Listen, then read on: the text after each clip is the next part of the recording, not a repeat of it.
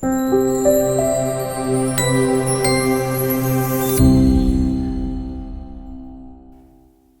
一节课，我们先来看看这张风景图的 PSD。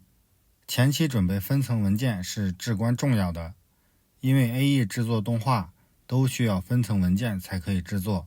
如果和美术来合作，那么你需要告诉他哪些地方需要分层，前期有好的沟通，后期会事倍功半。首先看到这个 PSD， 这里的分层命名非常的清晰。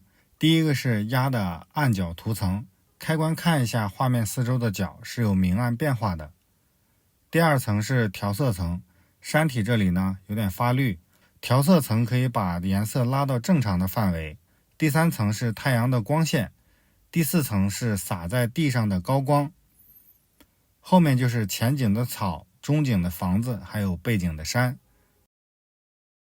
最后一层是天空和云。这些分层点开以后呢，还有更细的分层，每一束光都有单独的分层，草地呢也分了很多层，这样对于我们做动画会非常有帮助，可以提升更多的细节和动态效果。天空的云也是单独分层的。前期准备工作做完，下一节我们开始制作草的动画。